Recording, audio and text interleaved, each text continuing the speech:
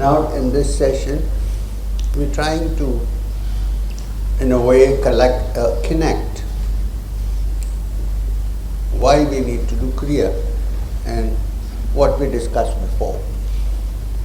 As I said some time back, the mind needs to be unconditioned before it can move towards what we are seeking.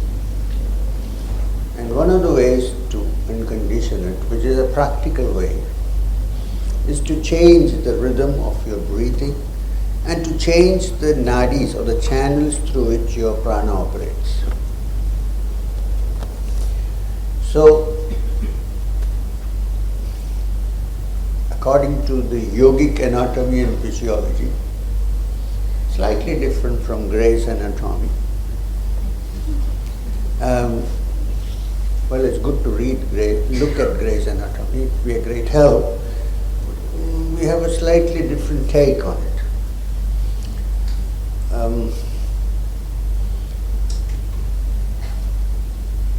The prana or life energy circulates in the human body through hundreds of channels, the nadis. Now, for us, the most important of these nadis is the left one, which is called the Ida nadi, and the right one called the pingala nadi. Now, for most purposes in this life that we lead, to eat, to drink, to have sex, to learn, to do research, even learn quantum physics.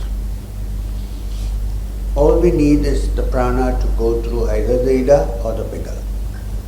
So normally, most people, the prana is functioning through the Ida and the pingala, although it also uses various other channels. Now the pingala is what you would call a minus charge, and the Ida, and the pingala is what you would call a plus charge. Now, in electricity, what do you call them? Which is cathode?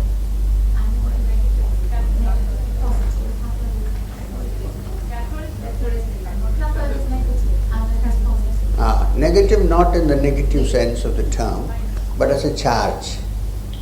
Negative charge, not negative that. So we have the anode and the cathode, the Ida and the pingala. Now, for most purposes, the prana moving through the Ida and the pingala is more than enough. But if you need to go beyond the ordinary mind, free yourself from the conditionings of the ordinary mind, which means if you aim to look at the world through eyes which are not prejudiced by your senses, which is very limited of course, then you need to get your prana to move from the Ida and pingala and come to the central channel which we call the sushumna. Now, according to yogic anatomy, sushumna is inside the spinal cord. From the bottom of the spine to the sahasrara, which is the top, which is the cerebrum, the little cord which we call the spinal cord, is also the part called the sushumna. This is something we need to work on, which is, while lots of experiments have been done on the brain and the pineal gland and so on, what has not been explored is that the spinal cord, which is an extension of brain matter, people haven't done much with that. Yoga deals with that. Kriya deals with that. Now this is called the sushumna. So what practically you're trying to do in Kriya is to get the prana that travels in the ida and the prana that travels in the pingala, and they meet at the lowest end of the spine called the Muladhara, and then to take the energy then together up the spine through the sushumna and take it to the cerebrum here, which is the Sahasrara, the 1,000-petal lotus. Now the thing is, between the Muladhara and the Sahasrara, there are 5 centers, which are called the chakras. And these centers correspond to the plexuses that you see in Grey's Anatomy, but they are not the plexuses. If you look at the picture of your nervous system, you will see the cerebrum here, the spinal cord coming from there, there is the cerebellum down below, and then the spinal cord stretches down. And on the right side and left side, there is the parasympathetic nervous system with the vagus nerve and so on. This is a very important system because the vagus nerve, for instance, operates your lungs, your heart, and all these important organs that function. It's a parasympathetic. And the central one is with the spinal cord is called the central nervous system. Plexuses are formed by nerves coming out from the parasympathetic system and the central system and coming in front to form a cluster. These are called the plexuses. So wherever you see a chakra, you will also see a plexus in front. The chakra is actually at the back on the spine, according to yoga, and according to anatomy, the plexus are in front, but it's almost the same location. We all know the solar plexus. Many people know solar plexus. Have you ever, has anybody given you one blow on the solar plexus? That's it. But sometimes you can do nothing. It's a very important plexus. It's taught in martial arts. There is a plexus in the neck, in the throat. There is a plexus in the chest. There is a plexus here, there is a plexus down below, 2 plexuses. So wherever you say there is wherever we say there is a chakra, there is a plexus also, but the plexus is not the chakra. The plexus is the cluster of nerves which have originated from the chakra. Why is it called a chakra? Because it is always moving. Chakra, which means that which is in motion, but in a what kind of motion? Spherical motion. So we also believe that it's the meeting point between the energies of the body, physical energies, and the psychic energies which are not inside the body but outside. When these two mingle, there is this movement. Like when water flows and there is a spherical movement, what's it called? Whirlpool. So you have these little whirlpools, even better than the whirlpool dishwasher in your house. This is a perfectly working whirlpool. So there are many such whirlpools from the Muladhara to the in such the Sahasrara, there is no whirlpool, but there is a fountain. So, these are the centers.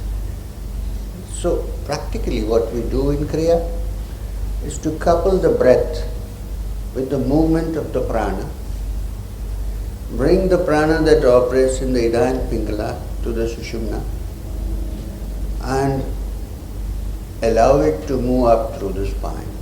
As it moves up, your mind opens up to larger possibilities, to much more infinite understandings. And then when it reaches the Sahasrara, this is the culmination of Kriya. When it has reached the Sahasrara, then you're established in your true essence, which variously has been called in many disciplines as Shivam, or the Supreme. Shivam, in the Vedantic definition, is consciousness and bliss. Shiva, also Shivam, in Sanskrit is a substitute, synonym for auspiciousness and bliss. So the movement is from the lower center to the higher centers. Now before this happens, you need to clean the nadis. If you don't clean the nadis, then you won't be able to manipulate the prana. So daily there are practices by which you clean the nadis. This is where you start. Once the nadi is clean, you don't have to do anything. Effortlessly the movement happens, because we are dealing with a very, very potent energy, and it's dangerous to forcefully make it move.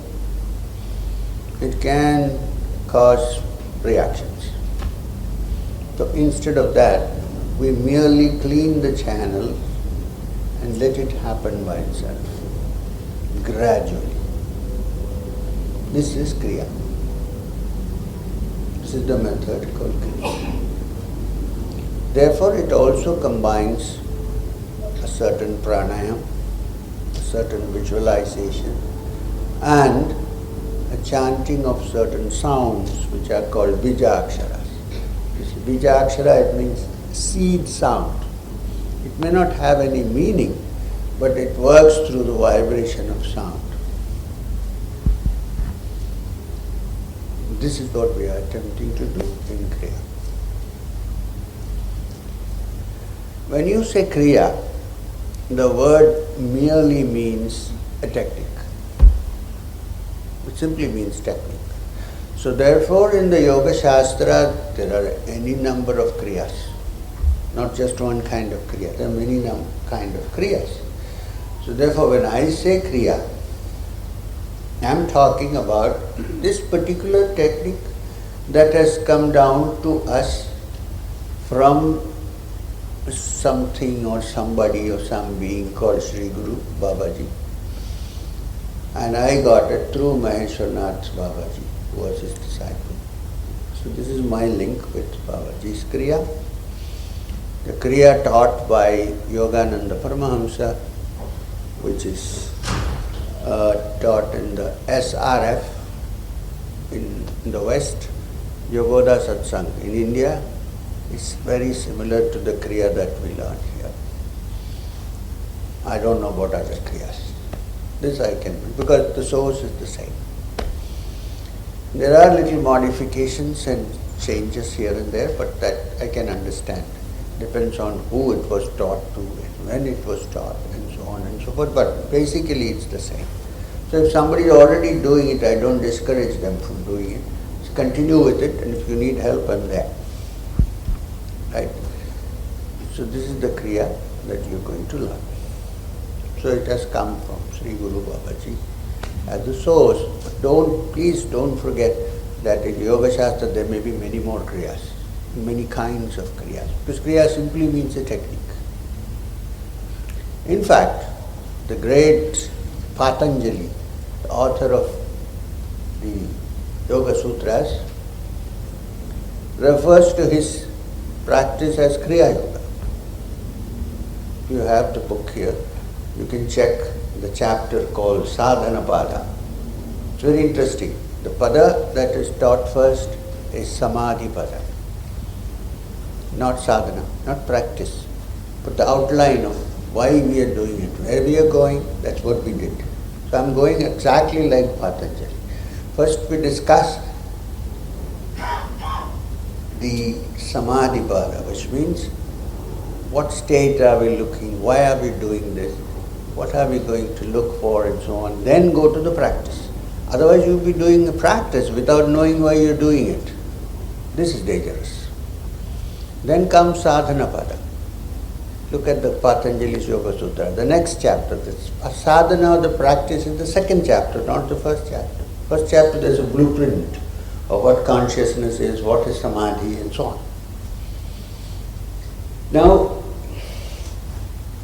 when he begins the sadhana pada, Patanjali says, Swadhyaya Ishara Pranidhanani iti Kriya Yoga. He doesn't say. But this Kriya Yoga has 8 angas. Anga means sections or limbs, 8 limbs, and therefore it's referred to popularly as Ashtanga Yoga. Ashtanga Yoga meaning a yoga of 8 limbs, but nowhere in the Patanjali's Yogasutras is it referred to as Ashtanga Yoga, it's referred to as Kriya Yoga. So therefore, when you practice Kriya Yoga, you have to follow all the steps of Yama, Niyama and so on. Yama, Niyamas are the rules and regulations to be followed by a practitioner of Kriya or Yoga. And what Yama, Niyamas are to be followed? The golden rule is moderation in everything. Don't do too much and don't do too little. In fact, in the Bhagavad Gita, Arjuna is told very beautifully in one sentence, this yoga is not for him who eats too much or eats too little, sleeps too much or sleeps too little. The golden rule of Yama Niyama, moderation in everything. You can actually call it the middle path.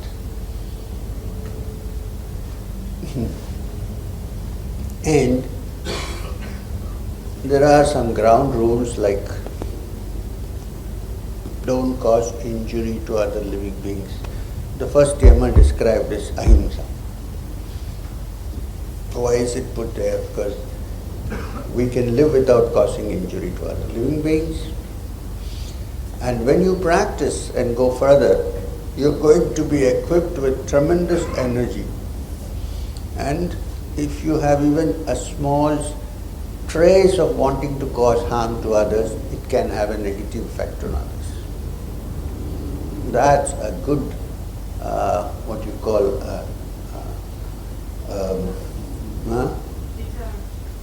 deterrent. It's a good valve. If you're not clear, then you're not going to progress further. So, Yama Niyamas. One is moderation in food, moderation in sleep, not causing injury to other living beings, and then of course to lead a simple life, not have too many possessions, because then you're always worried, your mind is wandering around, who's going to steal the possessions away from us? Because we are looking for the treasure which thieves cannot steal. Have you heard another yogi say that? Who belong to another country, not India? Lay treasures in your heart that thieves do not break in and steal. The yogi of Galilee. So, you see, these mystical teachings and spiritual teachings are generally the same, have the same source. In different countries, they manifest in different ways. So, and then there's one niyama which might appear to you to be a little bit strange, and we would wonder if you can live that way in this life that we are leading, which is non-acceptance of gifts. Now this is I think among all the Yama Niyamas, apart from not causing injury to others, which is not so easy, this is the most difficult. Because our entire life today, society is based on gifts. You buy a product because you get free gifts. Discount sales are free gifts. And anybody goes for a discount sale. Although they would have calculated how much to add and how much to reduce, but it doesn't occur to us. And the whole life is based on gifts. Now, why is it prescribed that the yogi should avoid acceptance of gifts? In this world, world we live today, it's very difficult to live this way. But you should know the reason why it was prescribed. The reason is very simple, especially in a spiritual life. Today, I'm sitting here and you come to see me, suppose, privately, come to see me. And when you come to see me, you bring a big envelope full of pounds, suppose. I'm not asking help. You come, and then I look at the pounds and I say, hey, bring a chair, sit down here. You know, somebody else comes without an envelope. That person doesn't get that attention. The guy with the envelope gets more attention, right? And second, tomorrow if the same person comes, I'm expecting another envelope. It's especially important for a teacher. And therefore, my judgment is clouded by the gift. Which is why it was said, don't accept gifts. This especially applies to a teacher. So therefore, if somebody says, yes, I am going to teach you the greatest secret in spiritual practice, but you should come with an envelope full of cash, run away. No use. Can't be a yogi.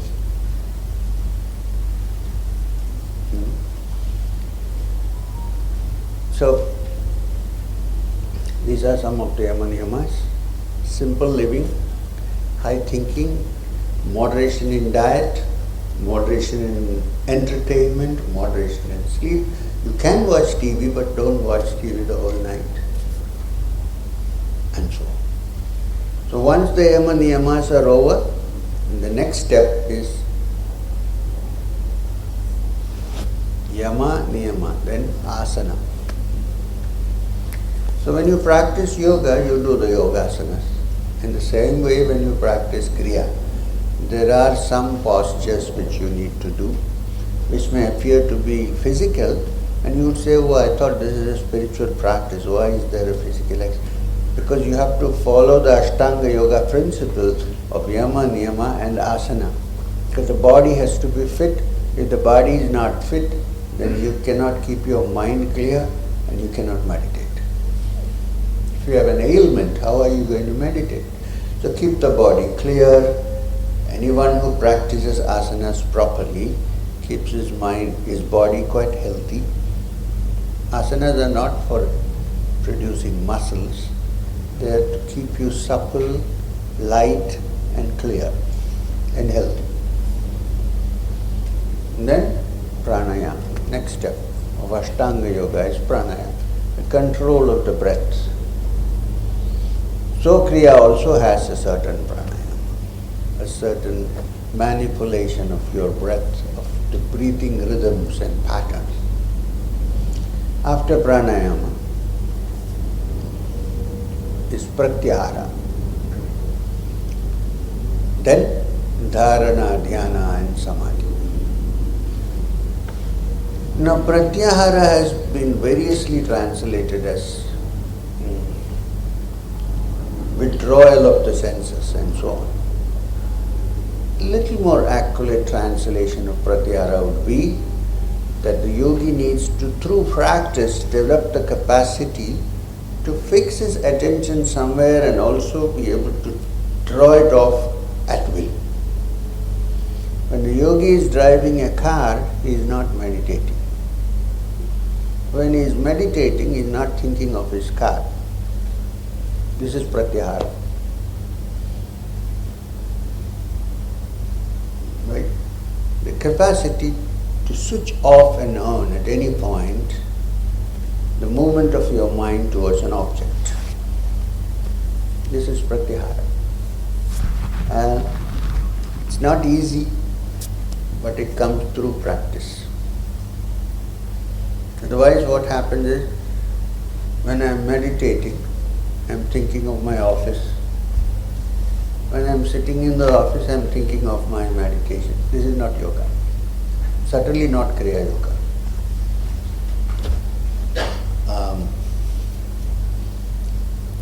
I'm going to tell you a story about this.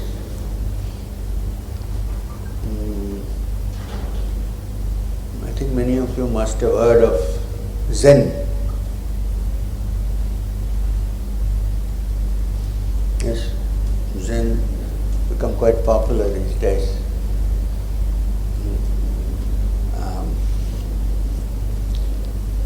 Do you know who's the founder of Zen? Who founded the Zen? Yes, right, to the point. Bodhidharma. Bodhidharma was a South Indian Buddhist monk from Tamil Nadu, I think, Punjab side. Did you know him in any way? So, Bodhidharma was not only a yogi, he was also a martial arts practitioner, Kalaripayattu. And Bodhidharma took a particular brand of Buddhist practice which laid great stress on meditation. Now the Sanskrit word for meditation is Dhyana. So he took this particular brand first to China. Now Dhyan is the Sanskrit word. When it went to China, it became Chan, corrupted to Chan. And then from there later on it went to Japan and Chan became Zen. That's a language. So Bodhidharma was the founder. And once the story goes that Bodhidharma was sitting in China on the top of a hill. For some reason yogis like to live on top of the hills. Maybe people can't easily reach up there. So he was sitting there and 3 young men came searching for him. Can you imagine those days? No Google map, no Google search, no guides. And Bodhidharma was not one who advertised. No internet, no YouTubes. Anyhow, they heard of him and they came searching. They were very tired when they reached because finally they found him. They climbed up the hill. And Bodhidharma, at that point, it was his lunch break. So he was drinking his soup. He had a bowl in his hand. These guys went there and said, they bowed down, so on, and said, "Sir, with great difficulty we have come here to see you. Look at our clothes, they're so dirty. We haven't eaten for days." Which means what? That we are so dedicated to the cause. We've come, so please teach us Zen. Teach us how to attain Satori. Satori is, you can substitute Satori with Nirvana, or you can substitute it with Samadhi. So, please teach us how to attain Satori. The Bodhidharma was one pointedly drinking his soup. So he said in reply, "I'm drinking my soup." He said, "What is this? We are asking a very serious question." And he says, "I'm drinking my soup." So they kept quiet for some time. They asked again. Again he said, "I'm drinking my soup." They said, "This is evident. We can see him drinking his soup. Why is he saying this to us?" And then he called an assistant and said, "Give them their soup." So they also ended up with bowls. And then it occurred to them, what the hell, we came here to understand Satori and we are sipping the soup. This is terrible. So they asked him again, "Sir, please teach us Zen, give us Satori." He again said, "I'm drinking my soup." They got very upset. They said, "We are also drinking our soup." So Bodhidharma said, "Now what? You are not drinking your soup. You are drinking your soup and you are thinking of Zen. You are doing two things. I am drinking my soup. I am drinking my soup. I am drinking my... This is Zen.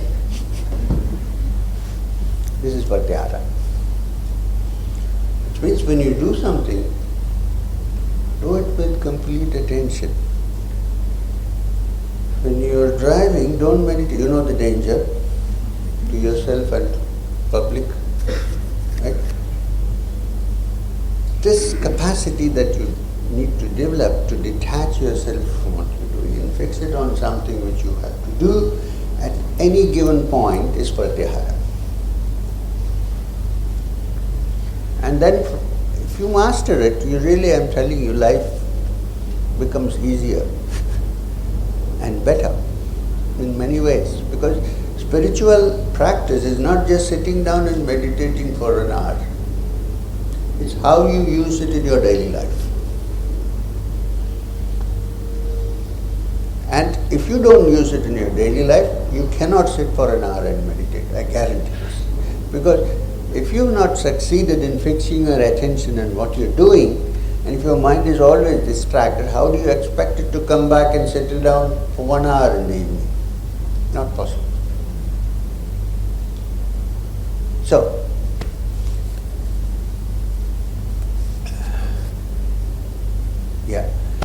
then the next step is Dharana. Dharana means to hold your attention to any one idea or object or sound with the exclusion of everything else. This is called Dharana. And when Dharana continues, it becomes what Patanjali calls Dhyana, meditation. And what does Dhyana culminate in? It culminates in Samadhi. What is Samadhi? To give a simple definition, where the meditator, the thing meditated upon, and the process of meditation cease. There is only meditation. There are no differentiations. So therefore, to say that you are trying to meditate is a wrong expression. Because meditation is not something that you do, but something that happens when you are in complete doing your dharana properly. You can do dharana, fix your attention, but when it continues, it automatically becomes dhyana. So if I try to do dhyana, I am not doing dhyana. It's a natural movement of the mind towards something. It's not a deliberate attempt to do something. It's when all distractions are over and the mind is flowing steadily. This is dhyana. And it culminates in samadhi, because very soon the distinction between the meditator and the thing meditated upon ceases to exist. There's only one flow. This is samadhi. So therefore, Kriya is also, since it is part of yoga, has all the 8 angas. So we have to start with 1, 2, 3 and proceed.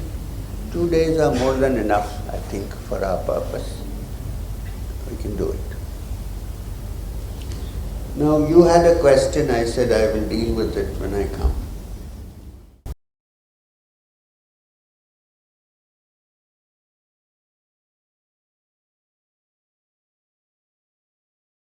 The true consciousness does not have to realize anything. It's already consciousness fully. Now we don't know this fact. We are living under the impression that we are the mind. When the mind understands this fact and clears off, then there is only that consciousness, which is the true you. We are living under an illusion.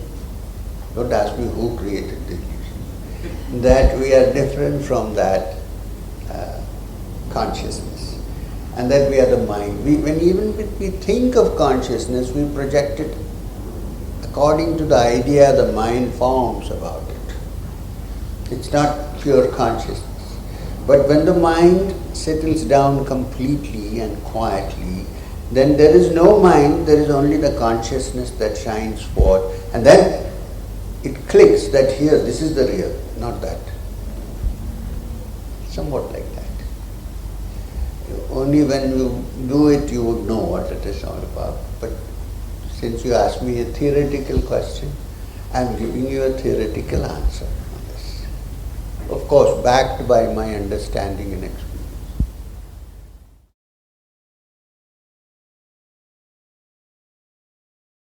This much I tell you, before we go deal with it tomorrow, that the breath is intimately linked to the prana, but the breath is not prana. So when you say pranayama, you are controlling the breath, the prana, the life energy, and not the breath. However, since the breath is so intimately linked to the prana, if you can bring it into a certain order, the prana also falls into that order. This much I can tell you right now. So then, in fact, the breath is not called prana, it's called shwasa. If you can manipulate your shwasa, then you can also control your prana. They are complement to each other and intimately connected. We will do the rest elaborately tomorrow. So we'll call it a day now.